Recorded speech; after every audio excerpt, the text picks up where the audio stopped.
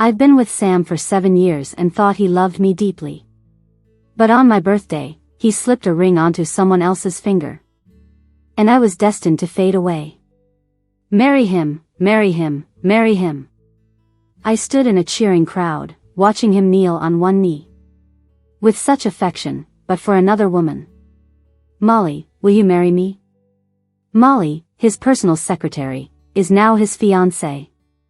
As for me, I tried to play it cool and stop myself from stepping forward. In a panic, I tried to leave. But they clearly didn't give me that chance. Sam brought Molly to me, eyes assessing me, making me feel like a fool. Did Susan always know Sam planned to propose to me? And even wore a dress for it. Molly was grinning with happiness. I regretted wearing a dress, thinking if I hadn't, I wouldn't feel so humiliated. Yeah, I know. Of course, I knew. I even thought he was going to propose to me. Nothing changed, except the proposal was to someone else. Sam's expression was hard for me to understand. It was like he was both proud and satisfied.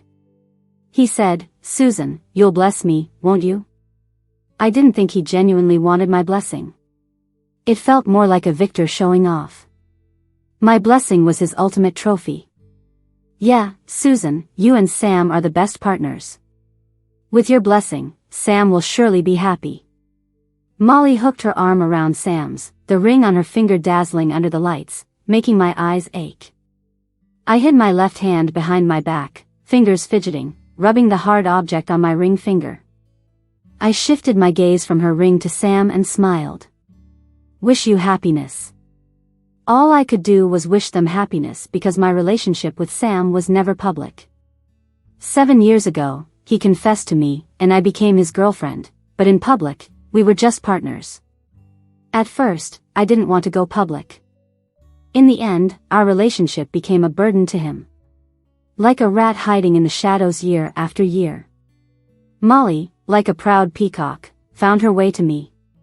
She spun the ring on her finger, saying sweetly, "Susan, leave AC, Sam doesn't need you anymore, nor does AC. AC, the company Sam and I built from scratch together, was also all my hard work." My gaze lingered masochistically on her ring. You have no right to interfere in my position at AC.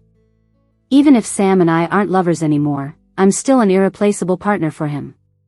Molly laughed. Susan, want to bet? Whether it's AC or Sam, you can't compete with me. I didn't believe it. I was soon defeated. Molly was rushed to the hospital with severe anemia. She's a rare blood type, and so am I.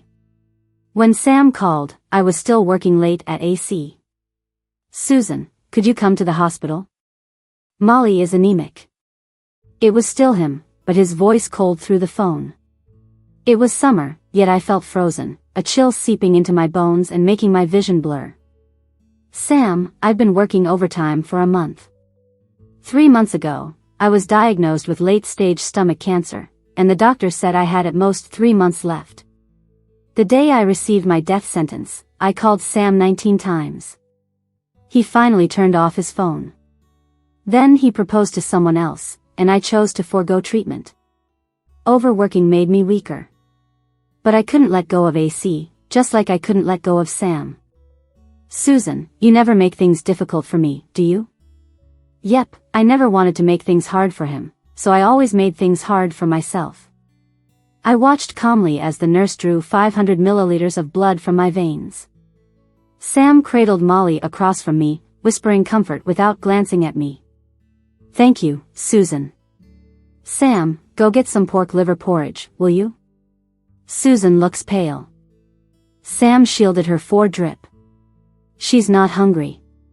He finally glanced at me, and I lightly replied with a Where Sam couldn't see, Molly had an expression full of triumph. She tugged on Sam's arm. But isn't she hungry? Please buy some for me. Sam affectionately rubbed her head and left the ward. I told you, you couldn't beat me. I remained expressionless, gripping the milk the nurse gave me. She continued, Susan, do you believe it? Today, I can ask for your blood, tomorrow I might ask for your life, and Sam will give it to me. I looked up, trying to remain calm as I looked at her. What are you afraid of? Molly paused. My blood, my life, it all seemed so urgent to prove, just because of fear, right? After all, Sam and I shared 7 years, a history she could never penetrate. Seeing Molly's pale face, I felt a surge of satisfaction. Sam came back in, Molly rushed into his arms, her fore slipping, blood dropping to the floor. Sam, I don't want Susan's blood. I didn't mean it. Please explain to Susan, so she doesn't get mad, okay? Sam softly comforted her, then came over to me. Susan, it's just a bit of blood. Do you have to be so aggressive? My heart felt constricted like a bellows, hard to breathe. If it wasn't needed, why waste it? I froze in place. I never even got a chance to explain. Jacob came to pick me up when I could barely stand. He used to be friends with Sam, but now he's also my friend. He's the only witness to the 7 years I shared with Sam. Supporting me, Jacob rambled with anger. Susan, are you crazy? Even if you give him your life, it won't matter to him. I've told you, Sam's a jerk. He's had someone else all along. You didn't believe me. Must you push yourself to the brink to be satisfied? Jacob warned me a year ago, but I didn't believe him. I couldn't believe that 7 years of shared struggles wouldn't outweigh a newcomer. Now, I believe it. I laughed. Stop. If you keep yelling, I'll pass out. I really was about to faint. The 500 milliliters took a toll on me. I'm going to find him. I grabbed him. Jacob looked at me helplessly. Why? Why you both? I also wanted to know why. Why were we once so close, now like this? Is it that all deep feelings mean nothing against time? Jacob helped me into the car. I was so weak I fell asleep before we got home, and the yelling woke me up. Sam, are you a monster? Susan's been with you for 7 years. Can't you have a dignified break? Must you squeeze her last drop of blood for satisfaction? I couldn't make out what was said on the other end of the line, but Jacob let out a curse. Sam, you're so heartless. Do you even know how much Susan sacrificed for you to reach this point? Do you even know how she ruined her health for AC, for you? I took the phone from Jacob's hand, just in time to hear Sam's response. She was always in it for herself. So all those years of struggles and shared victories were just for me? I softly questioned over the phone. Sam, what do you really think of me? There was silence for a few seconds before the call abruptly ended. Sometimes, silence speaks volumes. Molly started meddling with AC, while Sam gradually stripped away my authority. In meetings, whenever I butted heads with Molly, Sam sided with her. Susan, AC has matured. We don't need to be so reckless anymore, he'd say. And I wondered if they didn't need me anymore either. Once the meeting was over, Molly came up to me with a smile. Susan, you're not upset, right? We're all doing this for AC, she cooed. I pulled my arm away and locked eyes with Sam. Even if we're over, you shouldn't gamble with AC's future. Sam sneered. Susan, don't act all righteous. You just can't handle disagreement. I've spoiled you for 7 years, which is why you're so aggressive now. The love in his eyes was long gone, replaced by barbed words hitting their mark with precision. I wanted to ask when he ever spoiled me, but I was too tired, too worn out to argue. We parted on bad terms once again. Though I held some shares, I felt isolated in AC.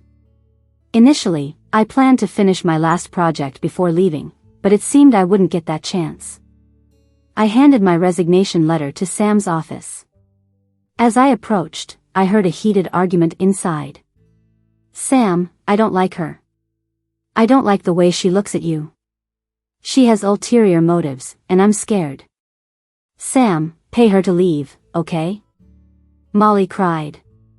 Through the slightly open door, I couldn't see Molly's face, but the pitiful tone was enough to soften anyone's heart. Sure enough, I heard Sam say, let's wait a bit longer. Wait for what? You can't let me down, Sam. Molly seemed hysterical. I then heard Sam say, she still has 20% of AC's shares. Chills ran down my spine. So that's it. I thought that even without love, we were still business partners. I thought he hesitated to let me go out of old feelings. But it turns out I was the only one holding on. I knew I should have left quietly, preserving a last shred of dignity. But dizziness struck, and I stumbled, unintentionally making a sound. Facing them both, I closed my eyes to ease the dizziness. Since you heard it, let's just lay it all out today. Susan, it's time for you to leave. I'll give you whatever you want. His voice was barely audible over the ringing in my ears, yet the words stung sharply. I smirked. How much are you offering? His eyes were full of disdain. 50 million, is that enough? But I have 20% of AC, I replied. Sam's expression was dark and serious. Both of us knew AC's potential was boundless. 50 million was trivial. Sadly, that only highlighted his coldness. Susan, don't be too greedy. He warned, eyes cold and accusing. Suddenly, I hated him. Hated how he took my heart and now was ripping away my soul. Love makes us understand each other, and I wanted to make him regret. Whatever you give, donate it, I said, shoving my resignation letter into his chest. I watched his startled expression, savoring his bewilderment. He grabbed my hand. Susan, I don't want to owe you. I laughed. Sam, you'll regret this. I pulled away and walked out with grace. His fickleness, his passion. Susan, are you really willing to hand over all these years of hard work? Sam may not realize, but we all know AC wouldn't be what it is without you. 7 years ago, Sam was notorious for being an illegitimate child, ignored like a stray. Prideful despite his poor start. He never stooped to the groveling that came with connections. But someone had to handle the dirt. I always felt I owed Sam for never genuinely seeking out our partnership. If it wasn't for a mission, I probably wouldn't have come into his life at all. Now, it's all fatigue and regret, no satisfaction. I turned to Jacob with a carefree smile. I'm done with this game. It had only been 2 weeks since I left AC and Molly showed up at my door. I had already listed my house, planning on traveling the world for a while. I wasn't allowing her within a foot of it. We met at a cafe. Susan, if you still love Sam, you can't just stand by and do nothing. AC's biggest partner was someone I secured after months of effort. The liaison was exclusively with me. When I left AC, I took nothing. What happens next is no longer my concern. Indifferent, I stirred my coffee. Susan, can you truly deny that everything you own stems from AC? Without AC, could you afford a place like this? She pressed. I countered, does Sam know you're here asking me this? Her face grew uneasy. If you can't handle it, be honest. I'm sure Sam would be understanding, I suggested. Molly's usually delicate face twisted with venom. Susan, you deserve to die. The word die pierced through me. I looked up and met her gaze with a cold stare. You don't have to act so high and mighty, Susan. You're just a failure, both in love and work. I can have you crawling out of AC, just as I can ensure you're left dead in the streets. I threw my coffee in her face without hesitation. Her perfectly done-up face in her white dress, meant to highlight her gentleness, were now a mess, with coffee stains spreading. People around glanced over, curious. Molly, who are you to lecture me? Taking what I discarded and flaunting it is pathetic. Sam rushed over to shield Molly, pouring coffee on me without hesitation. Does it feel good? He asked coldly. Sam, don't get upset. It's my fault. I shouldn't have gone to Susan for the company's growth. He nodded, gently comforting the other person. I hadn't seen this gentle side of him in a long time. I finally understood that in a relationship, the one who isn't loved is the outsider. Letting the coffee stains fall down my shirt, I still couldn't help but ask. Sam, can you give me an answer? Why did we end up here? I once thought we were each other's only, and I was ready to spend my life with Sam. He didn't answer, just looked at me with hatred before turning away with Molly. I caught up and grabbed the edge of his jacket. Even if it's a death sentence, there's a reason, right? I thought I could calmly accept the fact that he didn't love me anymore. But I couldn't, I was unwilling to. At life's final moments, I wanted to know why our love ended. Sam turned, prying my fingers from his coat. Susan, don't look at me like you're the one wronged, you betrayed me first. I did not. 4 years ago, the 17th floor of the Central Hotel. He looked at me with disgust as if I were dirty. I stood there in shock. So that's it. I finally knew what was wrong with our love. I quickly chased after him, stopping him before the car started. Sam, I never betrayed you. 4 years ago, I was drunk and taken to a hotel, but I escaped. I still remember crawling back home, exhausted, longing for Sam's embrace. He simply looked at me coldly and told me, adults need to learn to grow up, to digest things themselves. That's when he started being increasingly distant. But why didn't he ever ask me? Sam was stunned, disbelief in his eyes. I held on to him like a lifeline, explaining frantically. I explained everything from back then as fast as I could, tears welling up in my eyes. Sam, I'm so cold, can we go back inside? Molly's voice suddenly appeared, pitiful. Sam returned to how he used to be, I don't believe it. That's what he left me with before he walked away into the distance. I dropped to the ground in despair, completely disheveled, letting my tears fall. 3 days later, Sam came to see me. At that time, I was taking photos in the house with a realtor. You're moving. Do you need something? After that day, I accepted it. He squeezed into the home we shared, eyes filled with guilt, conflict. In the end, he hugged me softly. I'm sorry, Susan. 3 days were enough for him to clear up many things. We started trying to get back to how we were 4 years ago. He'd go grocery shopping with me and bring me daisies after work. We'd squeeze into the kitchen together to cook. At night, Sam would hold me, kissing my neck. Susan, I'm sorry. I'll love you better from now on. Just like 7 years ago, the heat returned to his eyes, and I saw myself in them again. I thought we could be like we once were. But some things were different. The pain in my stomach kept me awake at night.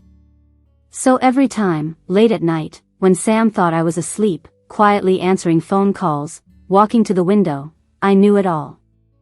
He'd say, Molly, I'm sorry, but I still love Susan. I didn't know what was said on the other end, but eventually, Sam would say, give me some more time.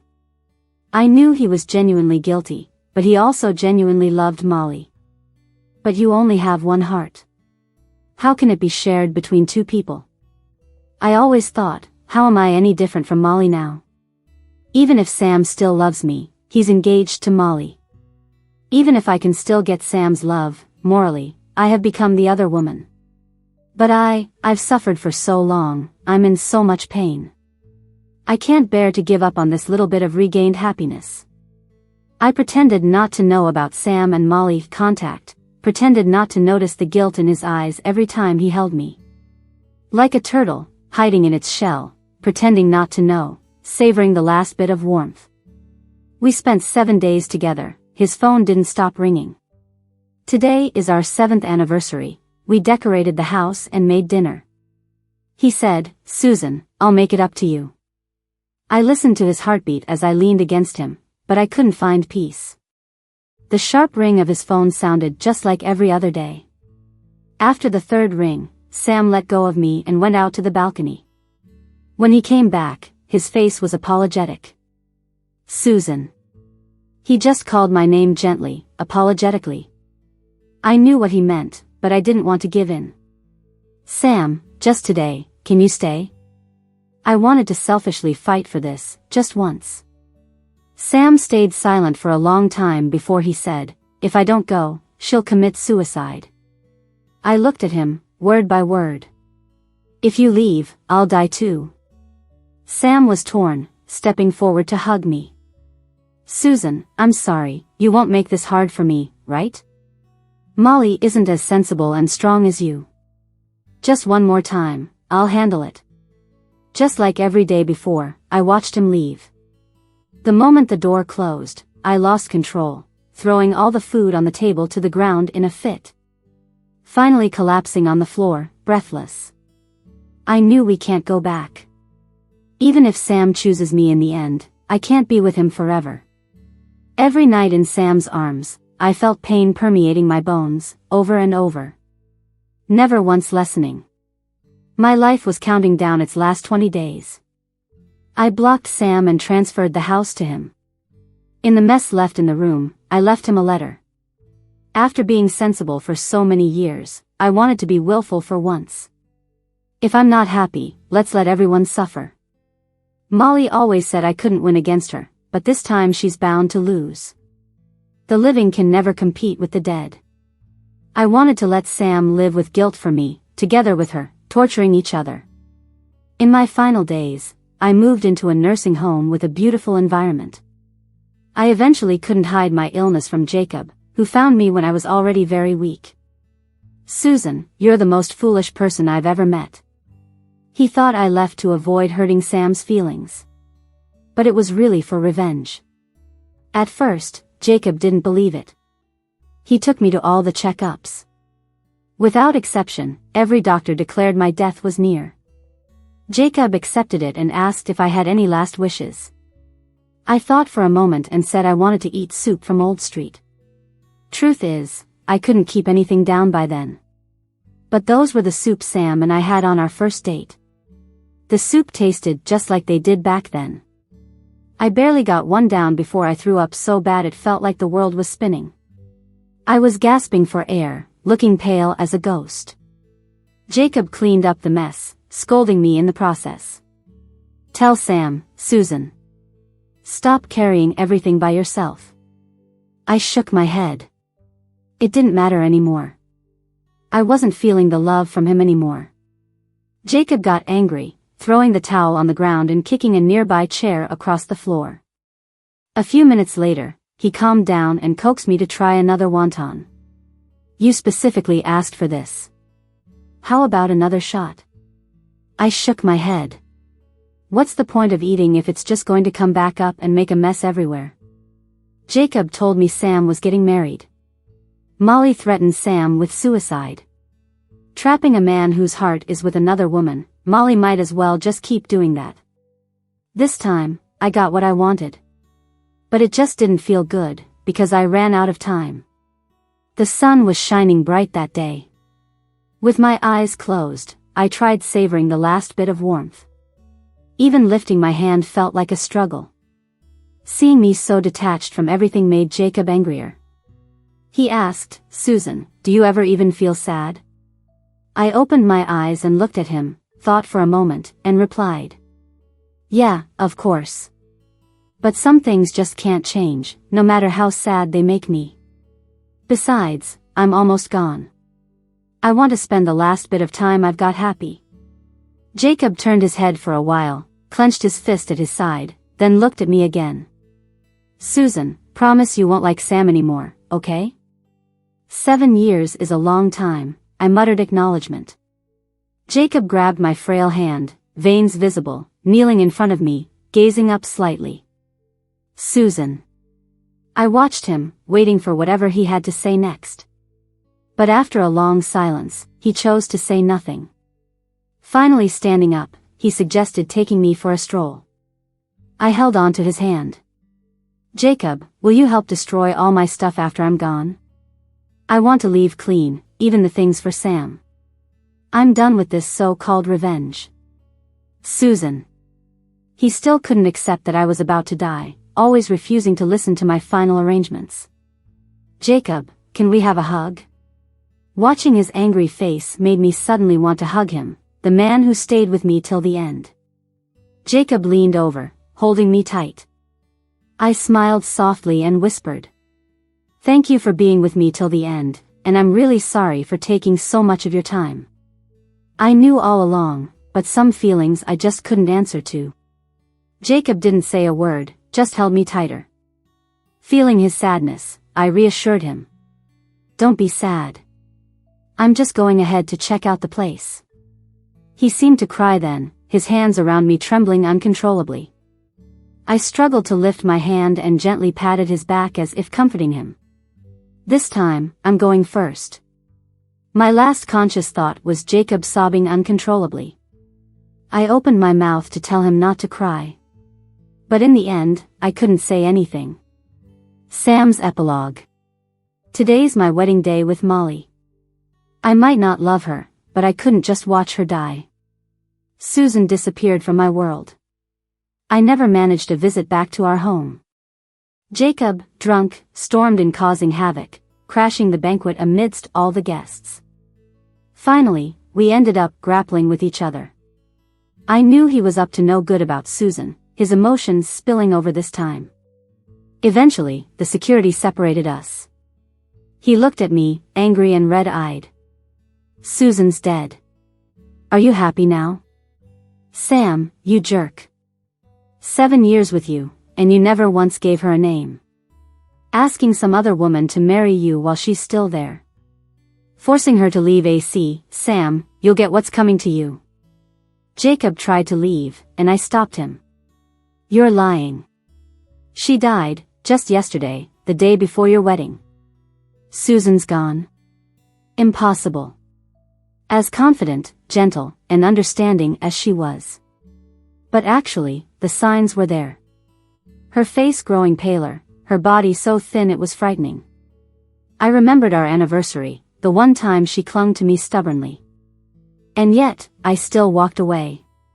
Realizing how I'd hurt her for the so-called truth over these years filled me with regret. I only wanted to rush back home quickly. Molly urged me quietly, pulling at my arm. Sam, the guests are watching, can we just finish this first? Her pleading eyes weren't enough to clear Susan from my mind. My arm shaken, I returned my gaze to Molly, apologizing softly. I'm sorry. I left the wedding, rushing home as fast as I could. As soon as I opened the door, it was still the way we arranged it. Except the balloons were deflated, the flowers withered. The floor was scattered with broken plates and wine stains. Amidst the dusty table lay a letter.